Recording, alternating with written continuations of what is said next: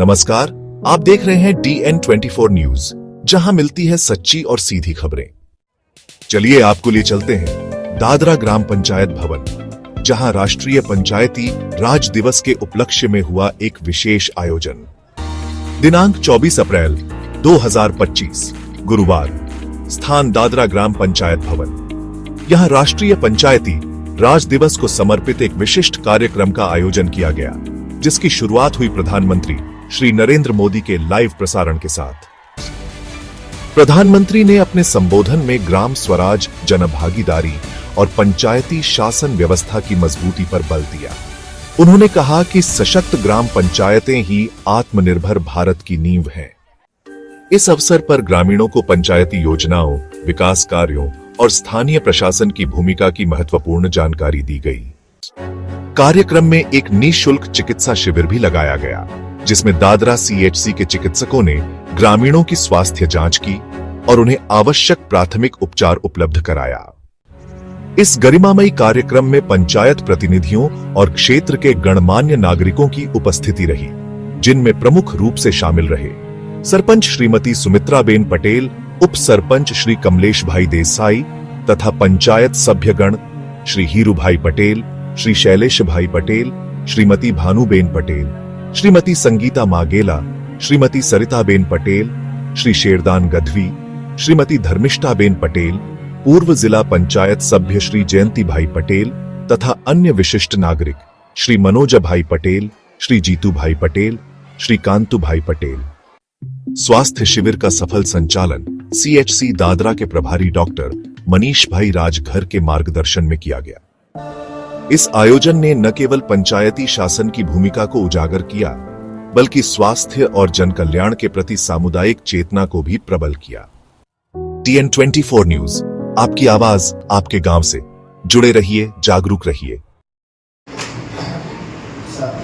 सभ्यों અને દાદરા ગામજનવાસીઓ, આજે આપણે પંચાયતી રાજ દિવસ ઉજવીએ છીએ, તે નિમિત્તે એક હેલ્થ ચેકઅપ કેમ્પ રાખેલો છે। તો હેલ્થ ચેકઅપ કેમ્પ એવું કેમ્પ છે જેમાં આપણે બિનચેપી રોગ જે હોય તેની તપાસ કરવાની છે। બિનચેપી રોગ એટલે તેવા રોગો હોય જે કોઈ લક્ષણ નહીં આપે, ઠીક છે। એટલે બિનચેપી રોગ તો એવા રોગ હોય જેમ કે આપણે ઘરે ખાટલો કે ખુરશી હોય તેમાં દિમાગ લાગી જાય, જ્યાં લગીને ખાટલો કે ખુરશી તૂટી નહીં ત્યાં લગીને ખબર ના પડે કે આમાં દિમાગ હતું એમ, છે કે નહીં। એવું બિનચેપી રોગની કોઈ લક્ષણ નહીં આપે, જેમ કે બીપીની બીમારી હોય, સુગરની બીમારી હોય, શરીરમાં કોઈ કેન્સર હોય, તો એ તમને કંઈ લક્ષણ નહીં આપશે। પણ જ્યારે એકદમ સખત એના પ્રમાણ વધી જશે, જેમ કે બીપી તમારું 150-200 પહોંચી જશે ત્યારે તમને માથું દુખાવો થશે, આંખમાંથી ઝાંખું દેખાવા લાગશે, છે કે નહીં। કેન્સરમાં જ્યારે તમને મોટી ગાંઠ જેવી ના આવી જાય ત્યાં લગી નહીં ખબર પડે। એટલે આ જે રોગો છે તેની તપાસ વહેલી તકે થાય એના માટે અમે આજે કેમ્પ રાખેલું છે ને આ કેમ્પ અમે 3 મહિના સુધી બધાના ઘરે ઘરે આંગણે આવીને કરવાના છે।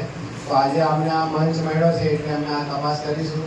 બધાને મેં રિક્વેસ્ટ કરીશ કે તમે પોતાનું બીપી, સુગર અને મોઢાનું, સ્તનનું અને ગર્ભાશયનું કેન્સર હોય એની અમે તમને અને માનસિક રોગ, ઠીક છે, એના બધા તમને સવાલ પૂછીશું। એ સવાલ તમારે ખાલી જવાબ આપવાના છે। તો એના પરથી કોઈ શંકાસ્પદ કેસ હોય તો એને અમે તપાસ આગળ કોટેજ નમો હોસ્પિટલ રહેલું છે એમાં મોકલાવીને કરાવીશું। બાકી બીપી અને સુગરની તપાસ અહીંયા થઈ જશે, જેનું તમને પ્રમાણ ત્યારે ત્યારે આપી દેશે। એના માટે મેં તમારો બધાનો સહકાર માગું છું। Thank you. અને આજે આપણે પંચાયતી દિવસ જે 24 તારીખ 1992માં જે પંચાયતી રાજમાં સ્થાપિત થયો એ જે આપણે મનાવીએ છીએ।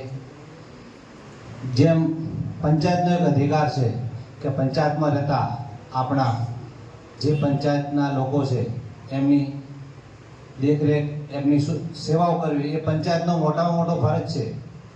ને બીજું કે ડૉક્ટર સાહેબે જેમ કીધું, ઘણા લોકોને આવું બી થાય કે બીમારી ચોટી ઉપર લઈને જાય, ચાલે એનો ઈલાજ નહીં કરાવે, તો આના માટે ઘણા લોકો હોસ્પિટલ નહીં જઈ શકે।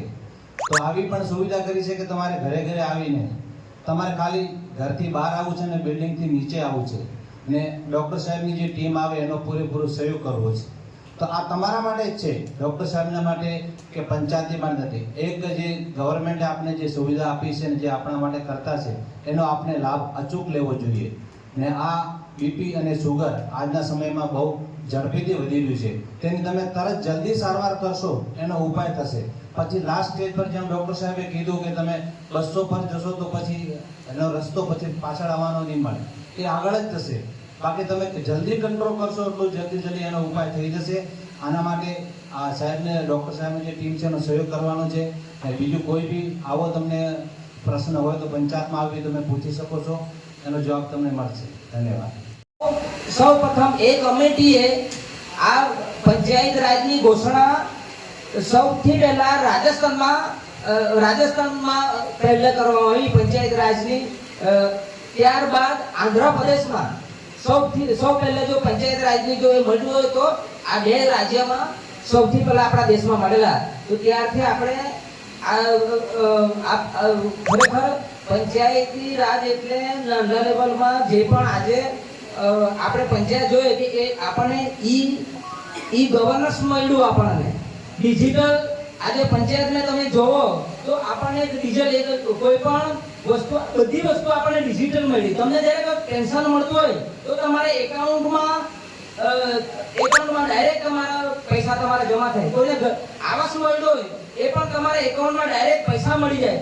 એટલે ત્યારથી આટલા સમયમાં કે અત્યારે જે પહેલાના સમયના અત્યારના સમયમાં જે પણ આપણા દેશમાં જે વિકાસ મળ્યો પંચાયત રાજની જે પણ બેનિફિટ ઘરે એક લોકોને ડાયરેક્ટ દરેક યોજના જે પણ આપણને જે પણ યોજના મળતી હોય તો ગામ લેવલે આપણને ડાયરેક્ટ બેનિફિશરીને સીધું બેનિફિટ મળે.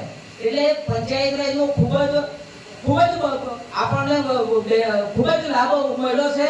અને ખૂબ જ એના લીધે ખરેખર દેશનો વિકાસ થાય. જ્યારે ગામડાનો વિકાસ થાય ને તો ત્યારે દેશનો વિકાસ થાય.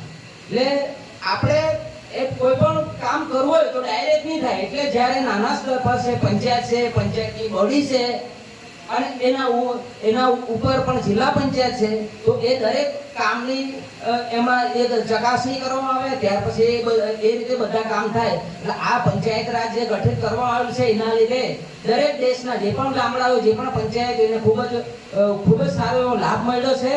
તો આજના દિવસે પંચાયત આપણને બધાને એવું આપણને કે આપણે જે દર વર્ષે આવે આજે ઉજવીએ અને નીકળીએ એવું નહીં, પણ એક બહુ ગર્વની વાત છે કે પંચાયત રાજ દિવસ પણ આપણા દેશના આજે દેશના વડાપ્રધાન મોદી સાહેબ પણ લાઈવ પ્રસારણ આજે કરવાના છે. તો એમનું પણ આપણે લાઈવ પ્રસારણ બધાએ જોવાનું છે, નિહાળવાનું છે કે આપણે પંચાયત રાજ શું છે.